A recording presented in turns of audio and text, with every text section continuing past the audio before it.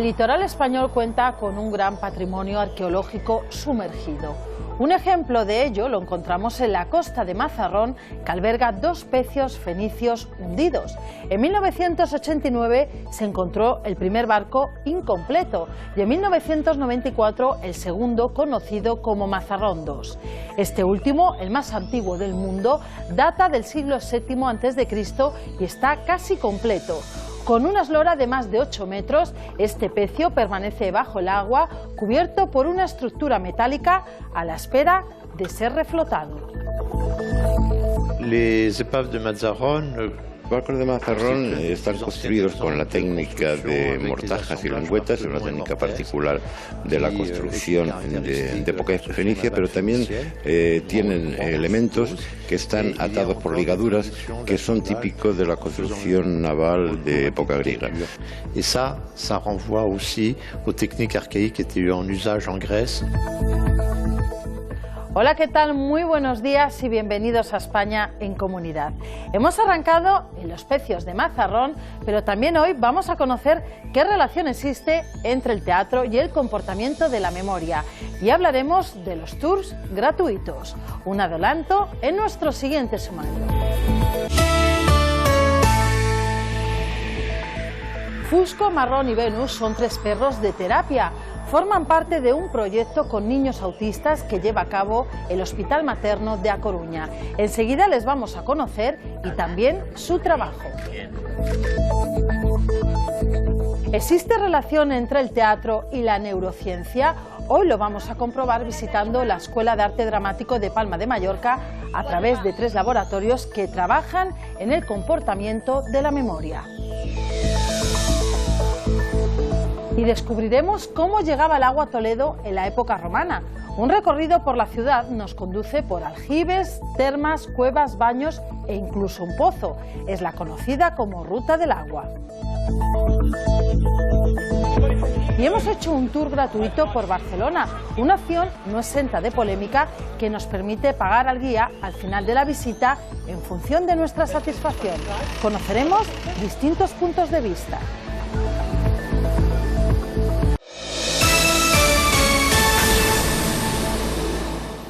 Por primera vez en Galicia y segunda en España, perros de terapia acceden a un hospital y lo hacen para apoyar a niños menores de 6 años con autismo y daños cerebrales. Se trata de un proyecto para conocer si los canes pueden influir positivamente en las relaciones comunicativas y afectivas de estos pequeños pacientes.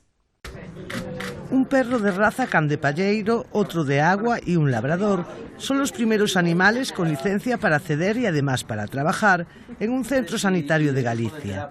Este es el acto de su presentación como animales de terapia de la Unidad de Rehabilitación Infantil del Hospital Público Teresa Herrera de A Coruña. Su cometido consistirá en acompañar a pacientes de entre los 2 y 6 años, principalmente con autismo o parálisis cerebral. La idea es que estén en la sala de espera antes de entrar en la terapia. Estos niños vienen a terapia una vez a la semana y lo que intentamos es que el niño esté más tranquilo. Queremos comprobar y queremos evaluar mediante diversos test cómo responde, cómo reacciona el niño, cómo se relaciona con el terapeuta. Entra en la sala, con los padres, con los propios adiestradores de perros y con los otros niños que vienen a esta unidad. Adiestrados durante 2 años, han superado una rigurosa evaluación de criterios sanitarios, higiénicos y de obediencia que les permite pasar a formar parte del proceso terapéutico funcionando como coterapeutas. Son perros que pues están acostumbrados a manejarse en situaciones que incluso pueden ser agresivas para otros perros, es decir, entre mucha aglomeración de gente, niños que tocan, niños que pueden saltar, ruidos, sirenas, olores de hospitales, etcétera, etcétera. Tienen que ser perros que están muy acostumbrados para este tipo de menester. El perro también da una sensación de apoyo porque el niño muchas veces se hace cerca al perro y se acuesta al lado del perro. Entonces esas cosas es lo que queremos estudiar, por eso es pionero este estudio en España. Por eso es importante ver la habilidad del niño para relacionarse a través del perro. La terapia ha sido aprobada por el Comité de Ética de la Investigación A Coruña Ferrol y se enmarca en un convenio de colaboración entre las fundaciones María José Jove y Novoa Santos. Cada año intentamos aportar a este centro hospitalario nuevas iniciativas que minimicen el impacto que el hospital produce en los niños. Estoy segura de que el trabajo que van a desarrollar Fusco, Venus y Marrón harán no solo que los tiempos de espera sean más llevaderos, sino que gracias a su capacidad para motivar les ayudarán a emprender actividades constructivas de comunicación, sociales y afectivas. Más de 20 pacientes se beneficiarán de estos singulares terapeutas. De momento, Fusco hace notar que tiene ganas de empezar el trabajo.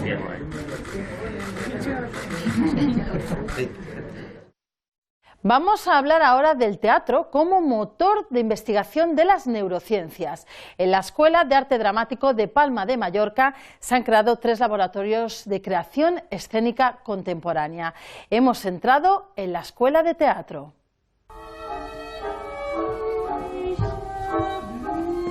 En la Escuela Superior de Arte Dramático de las Islas Baleares se analiza la relación entre la creatividad y las neurociencias. Es la única escuela de teatro del país que ha obtenido fondos europeos FEDER para la investigación y el desarrollo. Para ello se imparten 3 laboratorios de experimentación dirigidos a graduados. Se estudia el comportamiento de la memoria. Jugar con la memoria, con la estructura de la memoria, con el testimonio fundamental, el testimonio autobiográfico como material, como mecanismo, como material dramatúrgico para el trabajo del actor. La memoria es movimiento, por eso en uno de los laboratorios se trabaja cómo influyen los movimientos corporales en la memoria. Nuestra búsqueda parte del movimiento y el objetivo es conseguir contar una historia a partir de nuestra fisicalidad. ¿Dónde llegaremos? No lo sabemos, porque esta es la investigación. Cuando tenemos un sueño, lo que más podemos llegar a recordar del sueño es la acción de que estaba en una casa, iba en un sitio, qué era lo que me sucedía. Entonces, de esa manera es mucho más fácil poder imaginarnos cómo podemos relacionar la memoria con el movimiento. Este trabajo es fundamental para tener herramientas para poder crear, ¿no? Para usar la imaginación del cuerpo. Y creo que es un trabajo que debería ser básico y fundamental para crear cualquier tipo de obra. Se trata de una investigación pionera en las artes escénicas, donde se trabaja a partir del análisis de los procesos creativos escénicos desde la vertiente de las neurociencias cognitivas. Uno de los objetivos del taller es romper la idea de narrativa en el sentido más aristotélico, más tradicional del término, e intentar generar otros tipos, ¿no? Tipos alternativos, podríamos decir, de narración. En otro de los laboratorios se practica el teatro del testimonio, en este caso a partir del relato real de 3 camareras de pisos. Hacer una dramaturgia sobre sus vidas, de alguna manera nos ayuda a entendernos a nosotros mismos como sociedad. Los laboratorios se completan con conferencias de expertos que vendrán a Palma para hablar de teatro y neurociencia. Los turistas que visitan Toledo tienen la posibilidad de adentrarse en un patrimonio desconocido y transitar por lugares que llevan siglos sin ser visitados. En la Ruta del Agua inspeccionan minas, aljibes, termas y fuentes del conjunto hidráulico romano y continúan por cuevas como la de Hércules y también por baños árabes. En época romana el agua llegaba a Toledo a través de un gran acueducto. Estaba almacenada en la presa del Cantarilla, construida a 40 kilómetros en la espesura de los montes toledanos. El subsuelo de la ciudad está perforado con galerías de los siglos I y II después de Cristo que conducían el preciado líquido a termas y fuentes. Muchos metros de subterráneos que el Centro de Gestión de Recursos Culturales del Consorcio muestra en las rutas del patrimonio desconocido. Que uno de los orígenes de la ciudad de Toledo está relacionado con la presencia de un vado. Este vado ha sido muy importante y es uno de los posibles orígenes de la ciudad, desde época prehistórica. Si tenemos un vado, quiere decir que el río, durante gran parte del verano, estaba prácticamente seco, porque era practicable. Entonces, los romanos no podían fiar el abastecimiento de agua en la ciudad a un río que no tenía un caudal constante de agua, porque la climatología lo impedía, evidentemente. Por eso tuvieron que hacer una gran obra de infraestructura la llamada presa de Alcantarilla, que está a unos 40 kilómetros de la ciudad de Toledo, en la zona de los Montes de Toledo. Las termas eran un gran club social. Solo podían entrar personas de alto rango. Aquí acordaban negocios, cuestiones políticas y económicas de la Toletum romana. Los romanos llegaron a Toledo en el año 192 a.C., fueron imponiendo los edificios que necesitaban para su vida diaria. Por ejemplo, las termas, estos restos que tenemos aquí, descubiertos en el año 1986, nos ilustran sobre la gran monumentalidad que debió tener la ciudad y las termas en especial. En totalidad, más o menos en superficie, tenían unos 2 kilómetros cuadrados y abarcaban una serie de habitaciones que eran las principales en toda terma romana. Nosotros solamente conservamos parte del caldarium, pero además tenían un frigidarium, que era una habitación de agua fría, un tepidarium, que era la sala de agua templada, y un caldarium, que era la sala de agua caliente, además de tener una poditerium, que era el hall de entrada, y un gimnasio o palestra, que era donde se ejercitaban. La ruta del agua nos adentra en las cuevas de Hércules, espacio lleno de leyendas, algunas recogidas en las 1001 noches. Atribuyen a Hércules la fundación de Toledo, donde construye un palacio con cuevas misteriosas llenas de tesoros. La canalización romana, este espacio, esta cisterna, eran sitios en los que en época medieval se pierde la constancia de lo que eran. Y van a generar una serie de leyendas desde que eran las entradas, las puertas del infierno, hasta lugares destinados a la brujería y toda una serie de leyendas que se han quedado reflejadas en mucha de la tradición literaria que tiene la ciudad. El Palacio Encantado es para los arqueólogos el gran depósito del conjunto hidráulico romano. Sus grandes bloques de sillería tenían que soportar la presión del agua en los tanques de almacenamiento. Los romanos construyeron en Toledo el puente de Alcántara y un gran acueducto. Azarquiel se inspiró también en la ciudad para construir sus relojes de agua. Y el relojero de Felipe II, Juanelo Turriano, ideó un artificio que llevaba agua del Tajo hasta el Alcázar. La ruta del agua continúa por los baños árabes del Cenizal y Caballel. En la Plaza de las Fuentes, algunas casas particulares conservan en sus sótanos baños de alabastro romanos. Los arqueólogos creen que eran antiguos sarcófagos reutilizados por las sucesivas generaciones que han vivido en Toledo. Cerca del Tajo encontramos al aire libre los baños árabes de Tenerías. Sus restos del siglo XI fueron utilizados para curtido de pieles hasta el siglo XIX. Este es uno de los escasos restos de unos baños islámicos que tenemos al aire libre. Se han conservado bastante bien si tenemos en cuenta que los restos originales son entre el siglo X y el siglo XI. De hecho, están completos. Aquí tenemos todas las salas en las que formaban los baños, con la sala caliente, la sala templada, la sala fría, y luego tenemos en la parte inferior, bajando por la parte de aquí del río, tendríamos el horno que alimentaba y daba calor a toda la superficie superior. La ruta del agua termina en el Pozo del Salvador, una mina de agua de origen islámico que se descubrió de manera casual cuando en el año 2002 iban a instalar contenedores soterrados. Se cree que el pozo estaba vinculado a la mezquita que existía en la actual Iglesia del Salvador. Barcelona es la ciudad española donde más han aumentado los free tours, es decir, las rutas turísticas con un punto de vista personal y en las que se paga la voluntad. En la actualidad, más de la mitad de las visitas se están haciendo de este modo, por lo que los guías oficiales piden que se regule. Lo consideran intrusismo profesional. Saint George was a knight sworn to protect the royal family. Es uno de los muchos tours gratuitos que se ofrecen en Barcelona. Son los llamados free tours, visitas en las que el viajero paga lo que quiere según le haya gustado la experiencia. Tienes un tipo de visión personal de la ciudad, más en profundidad que las visitas organizadas habituales, que son más estáticas, es más personal. Barcelona es la ciudad donde han aumentado más este tipo de tours y ahora ocupa el 5º lugar entre los destinos con más free tours del turismo internacional. Más de la mitad de las visitas turísticas que se ofrecen en la ciudad son de este tipo. Barcelona yo creo que mezcla un poco todo, ¿no? La oferta cultural, también la oferta, digamos, bien sea, podemos llamarlo de ocio. El cliente siempre busca una alternativa de esas características que no le ligue mucho a tener que planificarse. Entonces un free tour es perfecto por eso, porque pagas aquí al final del tour, no tienes que reservar si no quieres, también puedes hacerlo lógicamente, pero yo creo que es perfecto por eso, porque te da esa libertad para planificarte. Al menos 10 empresas ofrecen free tours en Barcelona. La proliferación ha encendido la polémica. Los guías oficiales les acusan de intrusismo y de reducir su trabajo y sus ingresos. De entrada es un engaño, es una estafa. Porque aquí estos señores van a hacer un tour con alguien que no está debidamente habilitado para hacerlo. Entonces, garantías de que se le esté dando un servicio de excelencia, que es lo que se pide en un guía como embajador del patrimonio, cero.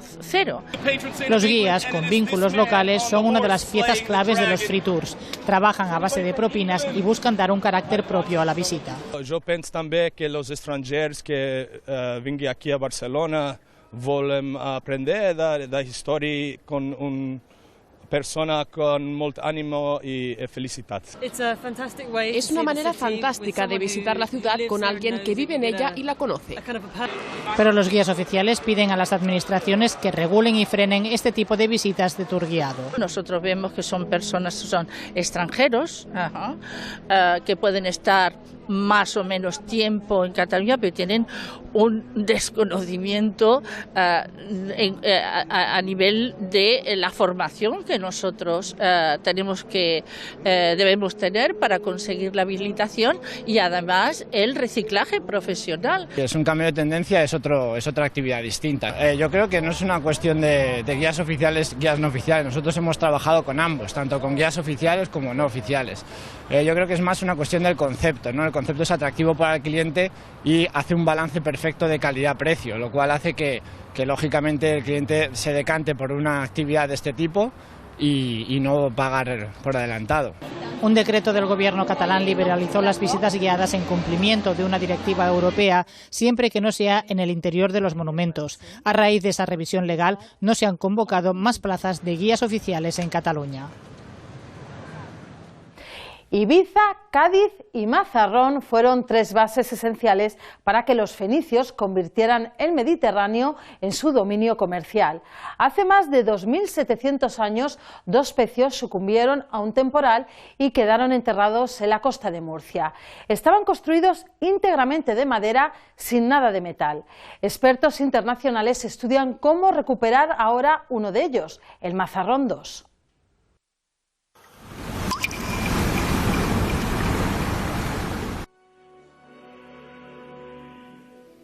En el siglo VII a.C., los fenicios eran ya grandes navegantes y comerciantes. Desde el extremo oriental del Mediterráneo, su esplendor era compartido con un buen número de poblaciones del resto de la geografía del que más tarde fue Mare Nostrum. La bellísima localidad murciana de Mazarrón guardó, desde aquella centuria, dos piezas arqueológicas de incalculable valor, dos barcos de vela y remo del mismo tipo, con unos 8 metros de eslora y otros 2 de manga. Todo apunta a que una tormenta lo sepultó con la carga completa, más de 2 toneladas por barco de lingotes de óxido de plomo obtenidos de separar la plata por la que venían hasta la punta de Gavilanes. En 1988 fue descubierto el primero, que se conserva parcialmente en el Museo Nacional de Cartagena, el Arcua, junto al tesoro de Nuestra Señora de las Mercedes, devuelto por Odisei. Tras una remodelación de la playa de la isla, quiso un temporal de mar que apareciese el segundo, que reposa intacto como si el tiempo no hubiera pasado sobre el lecho de arena. Los barcos de Mazarrón están construidos con la técnica de mortajas y lengüetas, es una técnica particular de la construcción de época fenicia, pero también tienen elementos que están atados por ligaduras que son típicos de la construcción naval de época griega. Por lo tanto, tener en el mismo yacimiento los dos tipos de técnicas mediterráneas del momento les convierte en unos yacimientos importantes para su estudio. Evolución de la construcción naval. Guardado bajo una estructura metálica para evitar su expolio, propone un reto a la arqueología subacuática: ser expuesto en tierra sin que se desguace. Lleva más de 2.700 años en el mismo punto y actuar sin mesura sobre su casco completo puede hacer naufragar el proyecto de musealización que prepara el ayuntamiento. Ahora un panel de expertos madura la programación de actuaciones para que esta empresa dentro de 2 años haya finalizado. Continuar el estudio de estos barcos de Mazarrón para conocer su construcción, su historia y posteriormente su exposición al público y su difusión como un patrimonio importante de la región. Y la cosa que no debemos hacer es, como hasta ahora, no hacer nada. El consistorio quiere ubicarlo muy cerca de la playa donde ha pasado gran parte de su vida, cerca del actual centro de interpretación, y adjuntarle la réplica a escala de lo que pudo ser su perfil. Musealizarlo además con otros elementos clave de la rica cultura fenicia de la que tienen vestigios y que demuestran que estas playas fueron puntos de negocio frenético en aquella época. Quien reconstruye su pasado recupera el conocimiento y atrae el interés del turismo de cultura, valor añadido al de sol y playa. Tener claro que se trata de un bien de interés cultural y la ley ya nos marca que tiene que ser en el entorno del yacimiento donde se vaya a ubicar el futuro emplazamiento del pecio una vez que se ponga en valor. La Comunidad de Murcia estudia trabajar con el Ministerio de Educación, Cultura y Deporte para construir un centro singular que albergue esa época fenicia. Estamos en un nuevo periodo operativo de los fondos comunitarios. Hay fondos destinados para la recuperación del patrimonio y también para el impulso de la actividad económica, social, aquellos que tengan un impacto positivo en el crecimiento que se llama inteligente.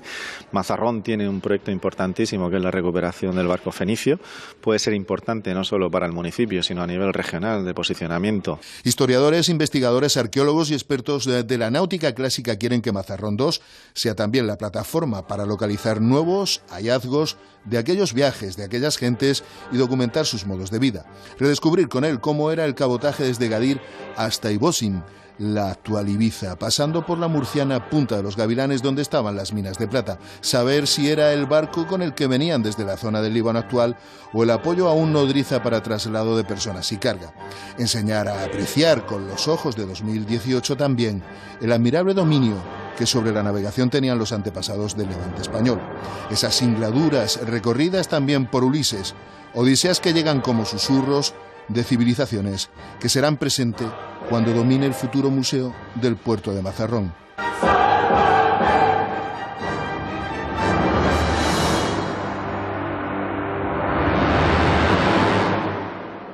Y por primera vez en nuestro país se puede ver la exposición Trenes y Libertad del fotógrafo Mike Brodie. En 2008 ganó el premio Baum, que reconoce la labor de los mejores fotógrafos emergentes de los Estados Unidos.